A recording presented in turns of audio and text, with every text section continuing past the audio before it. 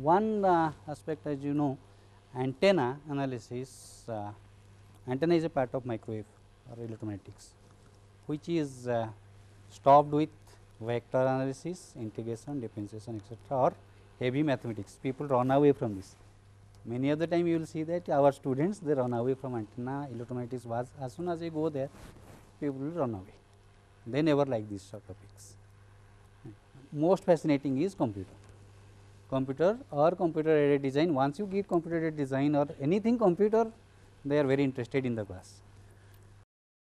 In the antenna design, we wanted to introduce some models of computer aided design, but as it contains heavy mathematics, designing these models, computer models, is very difficult, because you have to have a computer which must have sufficient processing speed, and it should be capable of handling matrices whose size is at least 1000 by 1000 if you are going for a MOA method or FEM type of analysis, using FEM, finite element analysis, or if you are using a finite difference time domain technique, etc. So, there you require huge amount of memory and processing speed, both the things. So, that is one part. When you use physics based equations, when for antenna analysis or in any electromagnetic analysis, when we go by physics based equation or by the physics of the device, we require huge computing facility or huge computing resources. It is a challenge to develop more precise computer modeling of patch antennas, which are the latest antennas, or fractals, which is still more difficult, which is essential for researchers and designers alike. Both researchers are putting their effort and designers. The only problem is you do not have sufficient computer resources. More accurate methods take more computational time and hence are not suitable for CAD applications or CAD designs. We have to take approximations. Now, when we take approximation, we require improving the CAD models, because we have taken approximations means we have introduced some errors. Deliberately we have introduced some error. Approximation means there is an inherent error. So, we have to continue reducing those errors by taking CAD. When you are developing any CAD, the aim is to reduce the error, or continuously as you model 1 or model 0, then model 1 will have better accuracy or better precision. Soft computing models like ANN or PSO, they make significant impact, because in this your computational resource, requirement of computational resource is minimal as far as you are a user, not for the model developer who is developing the model. He has to train the ANN, there he requires, or he has to develop the model ANN to get the trained weights. So, there he requires computational resources, but once it is designed and sent to the market, the person who is using it, he is not going to train it. So, since he is not going to train it, he is just using the weights. So, there the computational resources goes down drastically.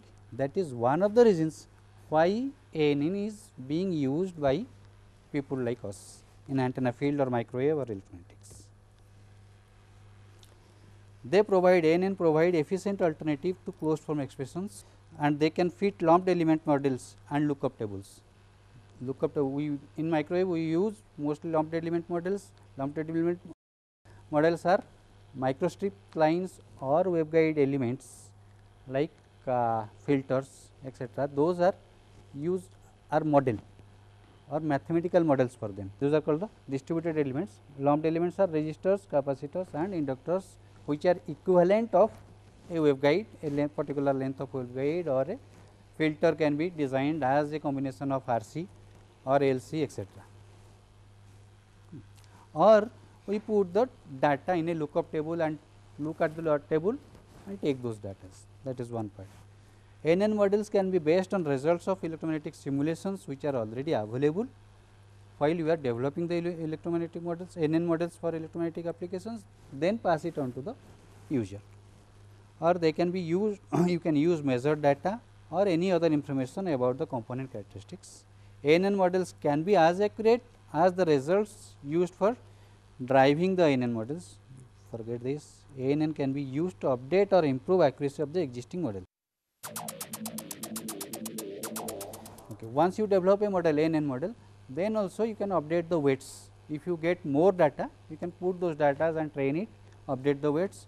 So, the next model version 0 contains accuracy of suppose 5%, version 1 may contain accuracy of 4% if you have got more results to train it. Only thing is, you remember this much, that these are neuroscience inspired networks and these are parallel processors. Processing is parallel in this. Okay. Features, its ability, it has a ability to model any nonlinear relationship, whether the nonlinearity, degree of nonlinearity may be 1 or may be much more than 1, but any nonlinear relationship can be modeled using ANN. This is the beauty of ANN. Any nonlinear relationship between input and output, number of outputs can be more than 1, number of inputs can be more than 1, and they can have any type of nonlinear relationship between them, that can be modeled by ANN successfully. There is no restriction absolutely on modeling any nonlinear relationship using ANN. They learn from experience because they are basically artificial intelligent models. Now, for example, what we understand by intelligence. If you ask me what I understand by intelligence, I came here and they put me in the guest house. From the guest house I come here, somebody was with me and he brought me here. First day he brought me here, morning he brought me here, then evening he brought me here, twice he brought me here, third time I came myself. He was not with me, the person who brought me here, he was not with me, I could come here. So, while coming here I was learning the path. Because I am intelligent, I learned the path of travelling from the guest house to this point. Right. Now, while coming from guest house to this point, he has showed me this is a parking space, or this is the electronics department, this is the administrative block, or that is the mess. Now, instead of his help, once he has showed me, I can find out that this is what, this is what, this is what. Now, if there is any addition or altercation on this path, that also I can remember. That is what is intelligence, which means you have to learn through experience. There has to be a guide. If you have gone through, you have taken the help of the guide and you have learned through experience. Once you use that, then you are using intelligence.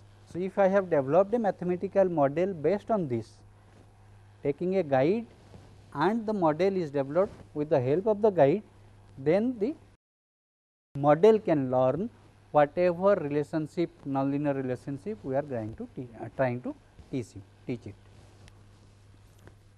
They provide excellent generalization capabilities, which means it is basically a interpolator. If you have learned it within the limits, so it will learn within these limits. Outside this, it has no intelligence to learn outside this.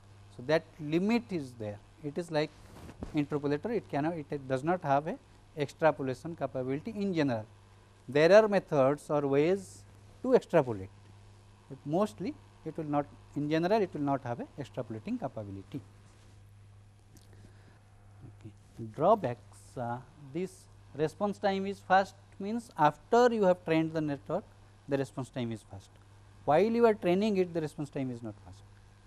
Okay. Weight updation is always a tedious process in neural network, that is my experience. Then the drawbacks are generation of training data, how to generate the training data, then there is something called overfitting, underfitting, then trapping in local minima. These are some of the drawbacks. Okay. This is a simple model of a single neuron. Neural network consists of neurons, many neurons which are processing the information parallelly. This is the schematic of a single neuron. This is a summing junction. Here you give the inputs x1 to xn, x1, x2, etc. are the inputs. They are weighted and summed here. Then they go through a activation function. The summed value goes through an activation function, or we say that the neuron fires, then you get some output. This is the simplest model of a neuron, simple neuron which has many input and one output. Each neuron will have only one output. Remember this, a neuron, any neuron will have one output. If you have many neurons, then you will get more than one output. If you want more than one output, you have to get more than one neuron. Each neuron can have only one output. The four basic elements of the neuron are a set of synapses or connecting links or weights. These are the synapses or connecting links. This is the input which goes through these synaptic weights. Second is an adder, this is the summing junction. Then the activation function, or where the network fires, and one externally applied threshold or bias. We take, most of the time we take the bias. The reason is we do not know whether whichever there are n inputs, n plus 1th input may be there, may not be there, may be there. So, that is why we take bias, and threshold is almost same thing. Okay, this shows the summation at this, and this V k goes through the activation function. We will see the types of activation function. These are the four basic types of activation functions that you can see. First is the linear activation function.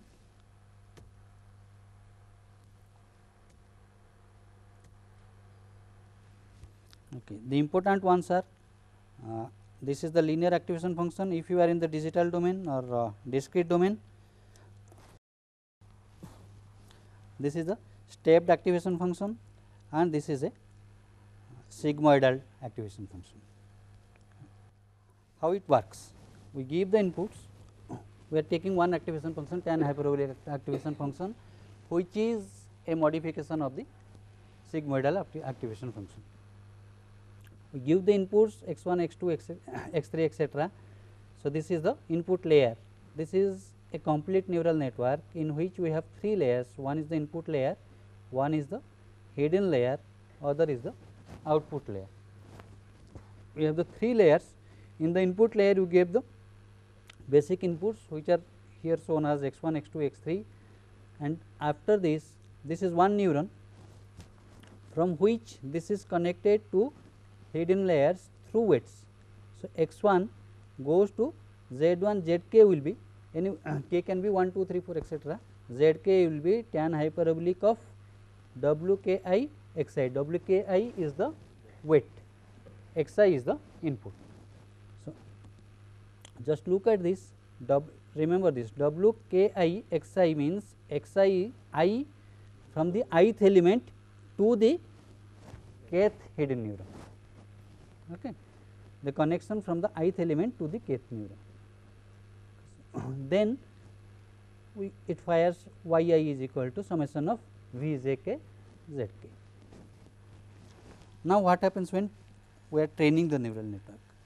Initially what we do is we take randomly the weights, take the output, compare it with the teacher or the desired output. We have a desired output d, the output of the neural network should be d.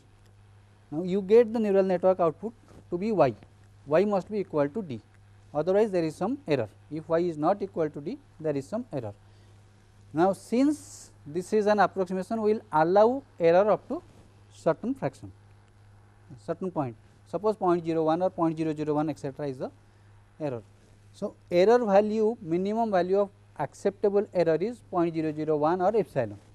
Epsilon can be anything that you design, that depends on the designer who is designing the neural network.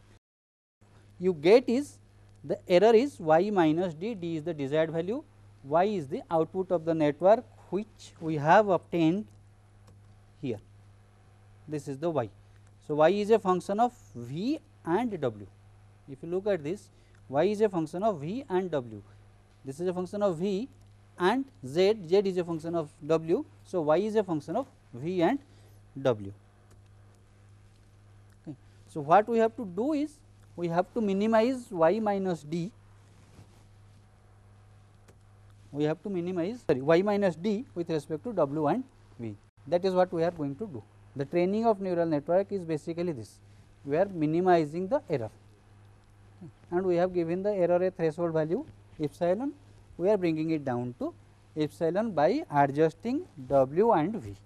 That is what we have to do. Now, If you do not take y square, sometimes y will be more than d, sometimes y will be less than d. So, statistically it will be 0, that is why you take the square.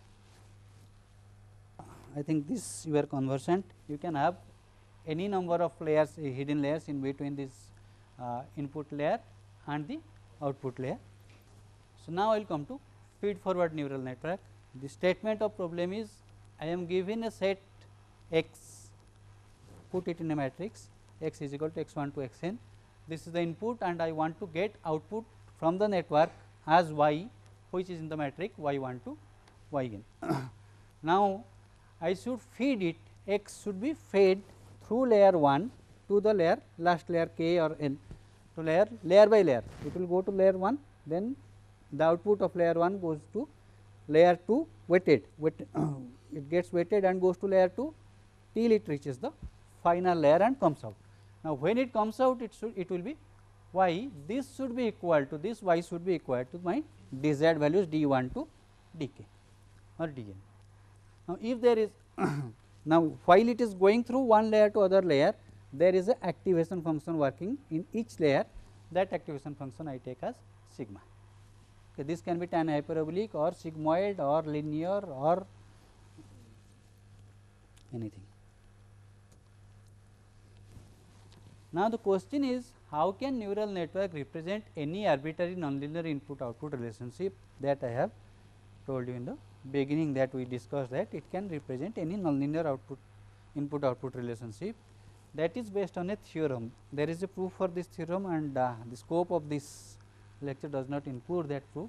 The theorem says, given enough hidden neurons, a 3-layer perceptron can approximate an arbitrary continuous multidimensional function to any required accuracy, which means if you have a 3-layer neuron network, one input layer, one hidden layer and one output layer, only with 3 you can approximate any relationship between input and output, that can be approximated using a neural network. Now, what happens here is, if the nonlinearity keeps on increasing, then the number of neurons in the hidden layer goes on increasing, it becomes difficult to handle. That is why we go for more number of hidden layers. How many neurons are required? Next question is, how many neurons are required? Practically, this depends on the experience of the designer who is designing it. There is no thumb rule for how many neurons are required. The degree of nonlinearity determines this. And to start with, a good principle is follow a pyramidal shape, input to output, follow a pyramidal shape. Okay. So, suppose output is 2, so take 2 neurons, hidden take 3 neurons, input take 4 neurons. If you use too many neurons, then it can lead to overlearning. If you use too few neurons, it will not represent the problem well enough. So, what is the solution? Solution is experience, trial and error.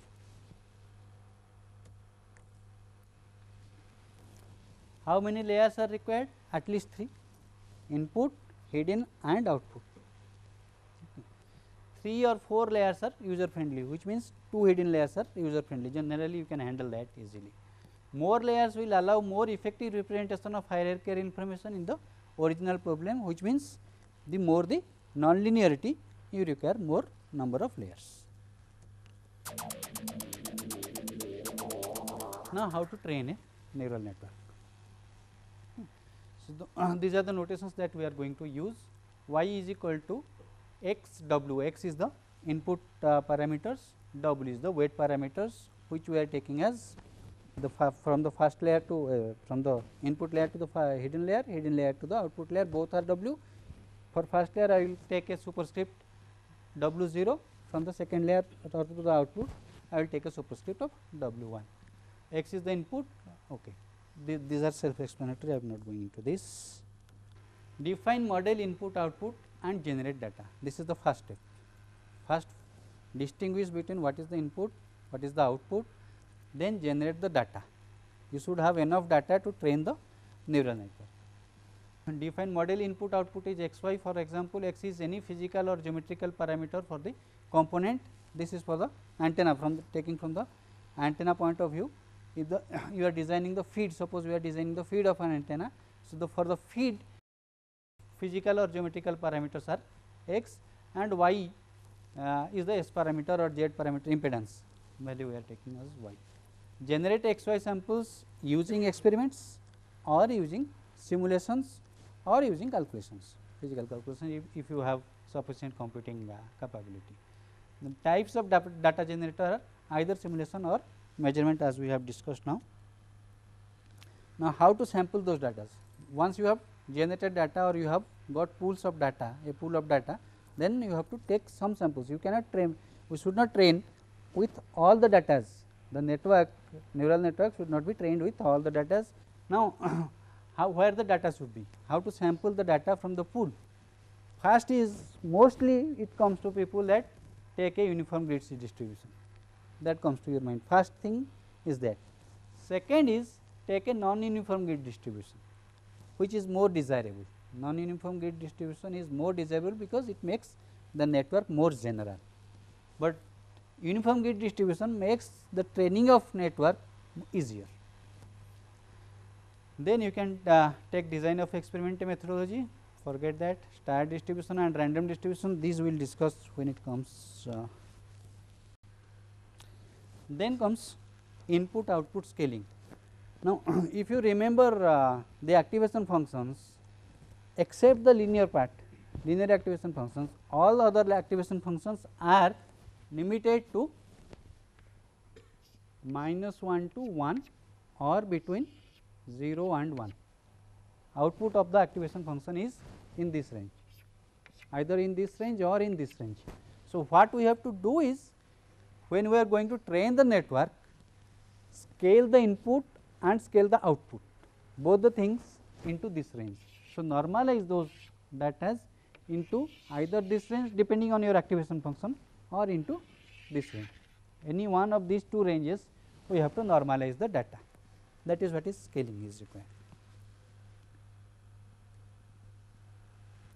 Then divide the data pool into 3 sets. One is called training set, other is called validation set, last is called test set. Okay. There is a very thin difference between validation set and test set. There is a very thin difference. Training set is the set with which you are going to give training. Okay. Validation, this will be roughly half of the data. Half of the data that you have generated will be used for training. Then whatever is left out, half of that can be used for validation and the rest will be the test data. Validation is almost like a test data. First you train it, then you validate with the validation data. If it is okay, then you go to the test data. If it is not okay, take some of the data from the validation, transfer some of the validation data into the training set and again train it, then validate it till your training is proper, then you go to the test data.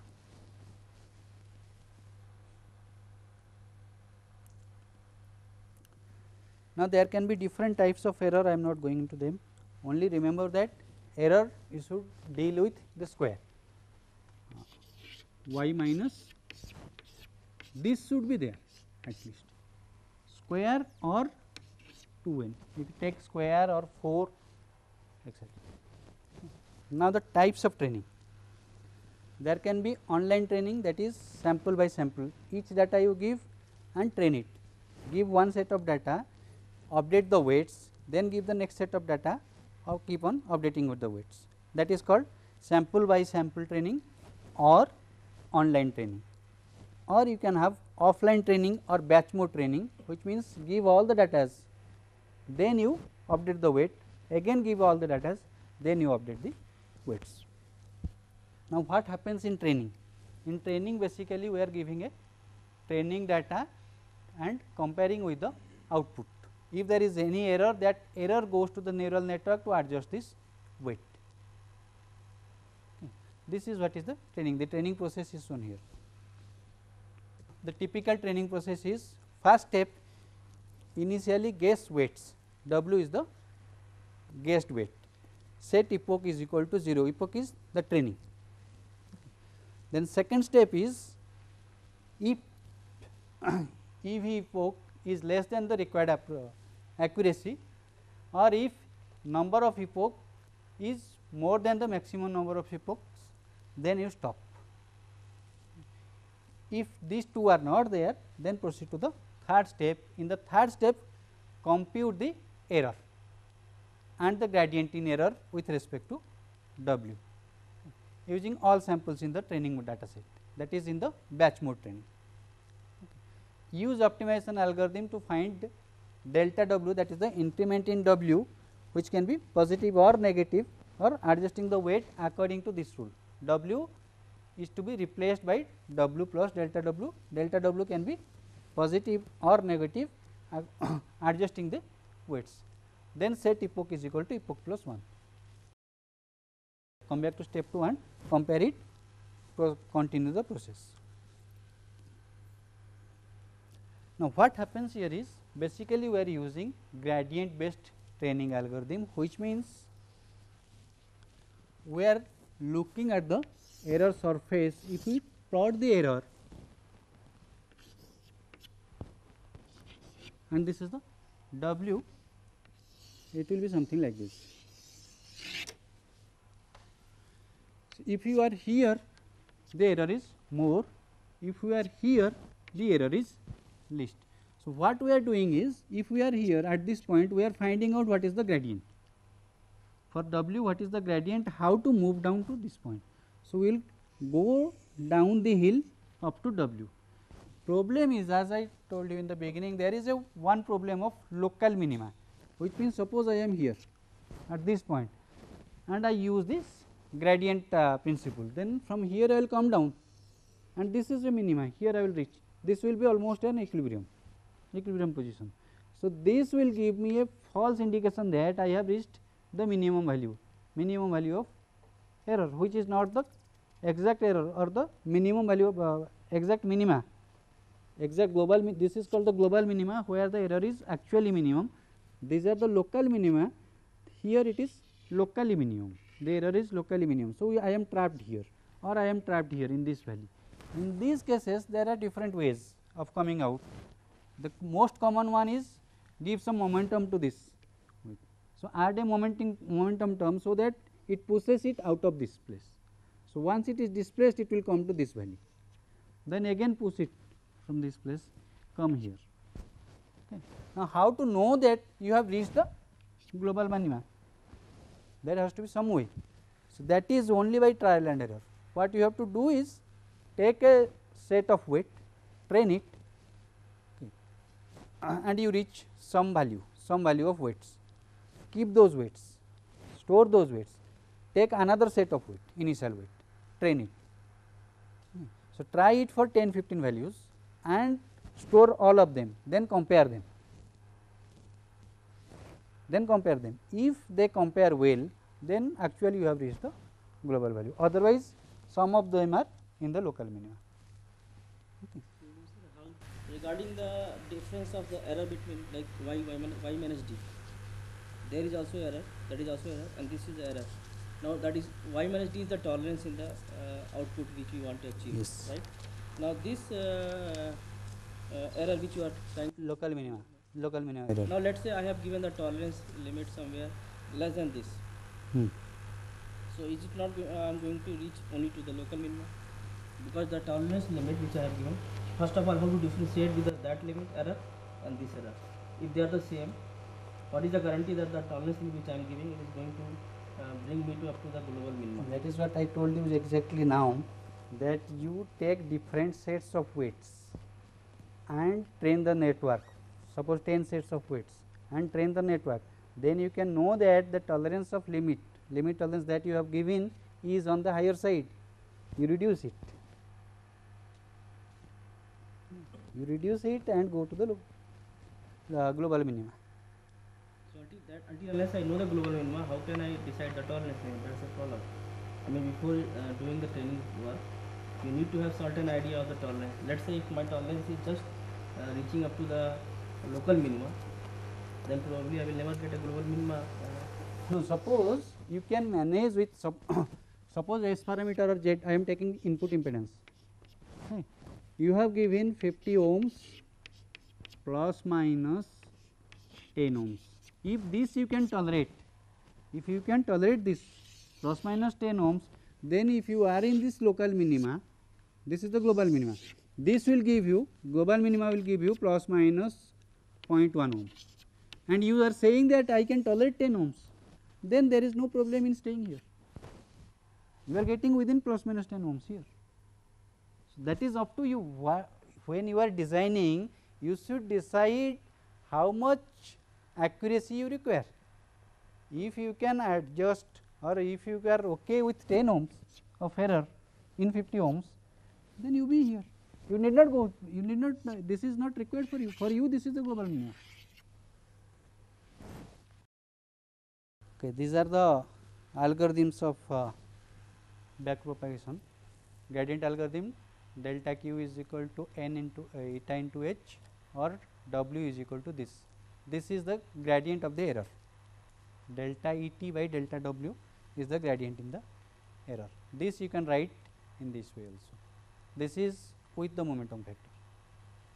Eta is called the learning rate. Whatever we have discussed, I am just going to show this through a flow chart. So, we start with the input output relationship or input output data. Then select a neural network structure, that is the MLP, okay, multi-layered perceptron. Next is assign random initial values for all weights parameters. So, if it is a 3-layer neural network, then you give for W, for V or W1 and W2. Then perform a forward pass from the input to the output. Then evaluate the validation error, how much error is in the validation data set. Then look for whether you have reached the desired accuracy. If not, then perform the feed forward computation of all samples in the training set. Evaluate the training error, how much error is in the training. Compute the derivative of the training error, that is dou E by dou W. Weight update some. Then update the neural network weights, change the weight values, then perform the again feed forward computation for all weight vectors, then again evaluate the validation error, then check for the accuracy. If you reach the accuracy, if you do not reach the accuracy, then continue in this loop. If you reach the accuracy, then stop training. Perform the feed forward computation for all sample tests and evaluate the test error as an independent quality measure for the NN model reliability. Now, these are this is the summary of some of the important terms. So, one thing here there are 2-3 things that I will try to emphasize. One is pre-processing data. This is essential for the beginners, those who are going to start working on neural network. As I told you, divide data into 3 sets: training set, validation set and test set, 3 sets. In the training set, we have to pre-process the data. Okay, those who are beginning, they can start with this. Take the data set, input set, you take the input set, suppose you have from 1 to 100. Okay. You have 100 sets or inputs are 1, 2, 3, 4 up to 100. Divide it into 2 groups. One is for odd numbers 1, 3, 5 up to 99. Other is for even numbers 2, 4, 6 up to 100. Okay. When you are training it, train with this 1 to 99, then it goes this way, then it goes this way cyclic. Why not 2 to 100? If there is 1 to 99, 2 to 100, or if you train it from 1 to 100, look at the data. First data is 1, last data is 100, then the first data is 1. So, there is a difference of 99. There is a difference of 99. So, there is a chance that the network may not capture that. Now, if you go this cyclic way 1 to 99, 100 to 2, then again 1 to 99, 100 to 2, this way you avoid that mistake in capturing. So, this is we call it pre-processing. First pre-process the data or arrange the data in a proper format, so that you can train it properly. The training of the network is proper, is easier. Then another is this noisy data.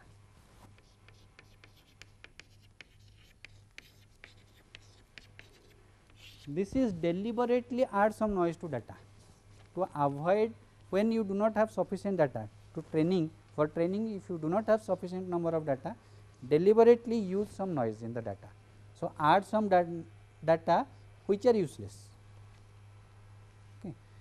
Use that, so that will help you in coming out of local minima, because when you are giving any data, basically neural network is a classifier, pattern classifier.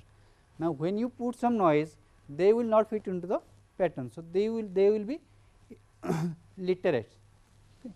So, those will be automatically scanned out. While training, those will be automatically scanned out. It will be trained for the particular pattern which is contained in the data set, but you cannot use noise so that original data is lost behind the noise. You add some amount of noise, so that you get sufficient amount of training data. That helps in coming out of the trap of the local minima. Overfitting and under training.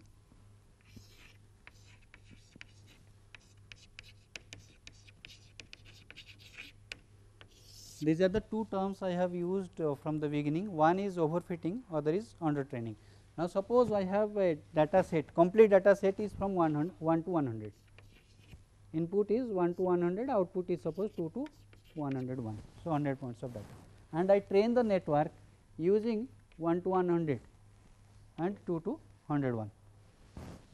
What will happen is, if I take the plot the input output relationship, suppose this is the output, output is y, input is x, this will be, let me say these are the points.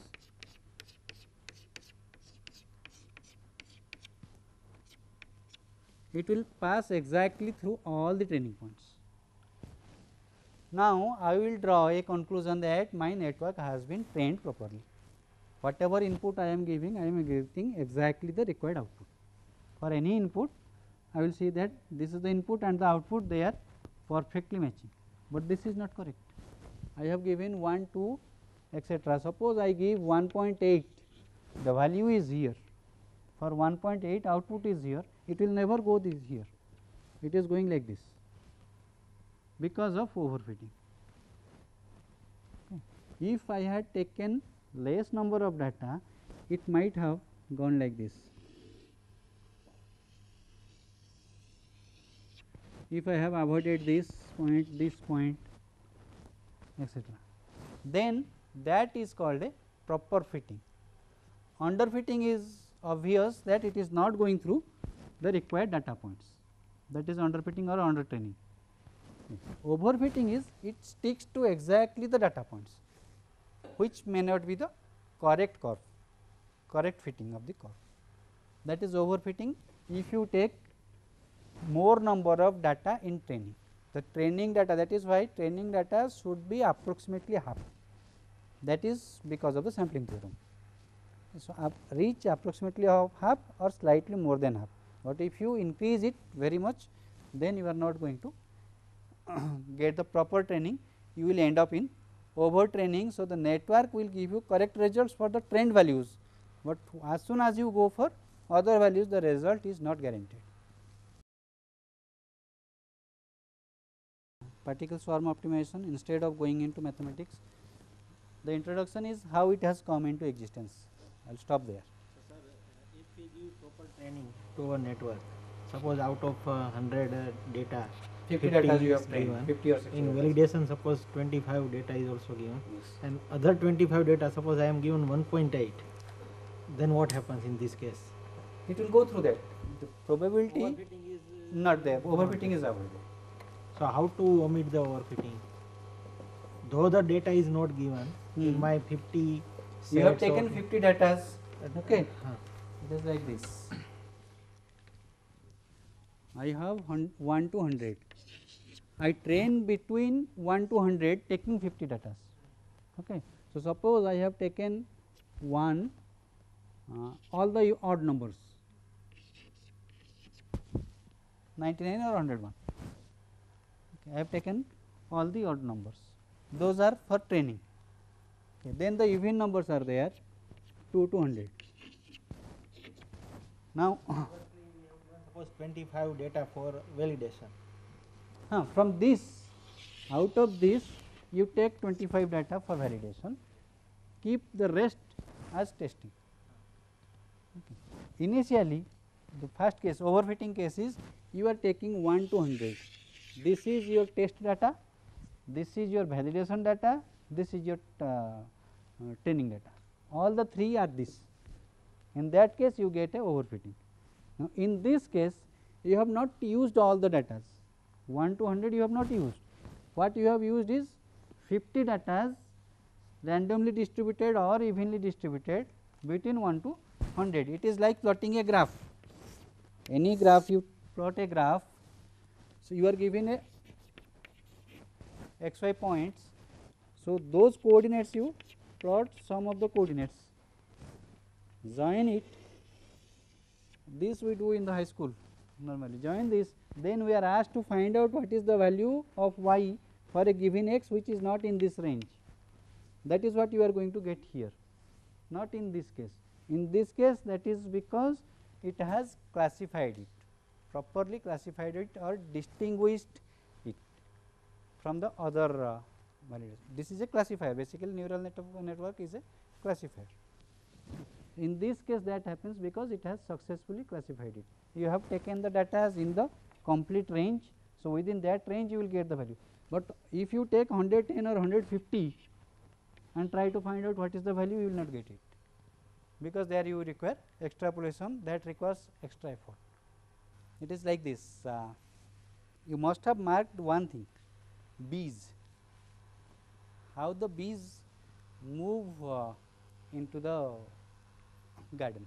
Suppose you have a garden, it contains flowers and the bees are coming. In the morning the bees come to the garden, they will come together, then they get distributed in the garden. Initially, if you look at their movement, initial movement, that there is some sort of distribution, randomly they will distribute in the garden. Then after some time you will see that they have again flocked together at the place where there is maximum amount of flower, or where they can capture maximum amount of honey. They have somehow or other they have converged to that point. Initially the bees will randomly distribute over all part of the garden, and gradually they converge to the point where there is maximum capture. This is a social behavior, and a social scientist Professor Kennedy in 1995 with one electrical engineer, they looked into this behavior of the bees or the social behavior or the fees, etc., all, and they call them the particles. So, particles are swarming together and they modeled a mathematical, they developed a mathematical model for this behavior, and later they realized that this is a very strong optimization technology, very strong engineering optimization technology, which is particle swarm technology. That was the beginning in 1995 by Kennedy. What they assumed in developing this is, initially each bee has his own position and a particular velocity. The bee is in the field, bee is moving with a, he is going to a position with a particular velocity, and somehow or other this bee is managing to inform all other bees about his position and the velocity. This position is called the local based position of the bee, and this bee is roaming in the field, roaming over the flowers in the field. So, suppose the bee comes here first, this is the local based, because here he has not gone to any other place. So, this is the maximum capture for him. Then from this point randomly he goes here. Now, he compares, the bee compares how many flowers are here, how many flowers are here. If this is the best, global best, this is the local best for the bee, he transmits this information to all other bees, that the local, this is not the local best, this is my best, local best. Same thing happens with all the bees, they keep on transmitting this information to all other bees in their group or in the swarm, that this is the local best, and what is the amount of capture available in the local best, each one's local best, and in that process they find out the global best, which is the maximum capture of flower, and all of them are getting attracted, or most of them are getting attracted towards that global best. So, in this case there are two things involved, one is the position, local based position, other is global based position, or the position which is can be local based, global based. The second aspect is the velocity, how they will change, the position changes, speed changes. So, automatically the velocity changes. So, if you have the update equation for position and velocity, randomly if you can fix the update equation for position and velocity, this is a stochastic process of reaching the global minima. Instead of neural network, we can use this of reaching the global minima. Now, with the advantage is here, you need not use the evolutionary computing techniques here, which is you need not go with the mutation etc., and it does not, you do not require to generate parents and offsprings etc., and it is not limited to binary GA. The GA is mostly limited to binary, this is not limited to that type of thing, and this is overall this is a stochastic process, this is not a deterministic process. Thank you for your patience. If you have any questions, I will be happy to answer them. Like this, sir, instead of a single initial point, we have thousands of initial points, and some storage devices which stores their initial function values at those initial points, and then we randomly change initial points, again calculate value of the function the next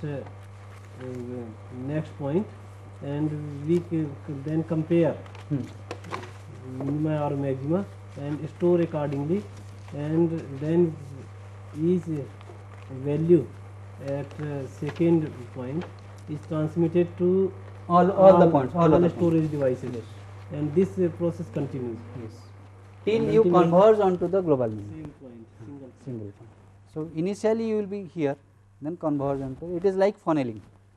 So, at the you are at the rim of the funnel, then you come to the tip of the funnel gradually. This what we do, sir? To implement this, what You have to implement the algorithm only. There is a algorithm, for PSO algorithm is there. This is the equation that you have to implement. There are three equations. This is one, these two are the second. This is for improvement of position, change in position. Okay, this is the velocity. For the velocity, this is how velocity changes according to this. And there is a weighting function here. W is there, which you have to fix randomly.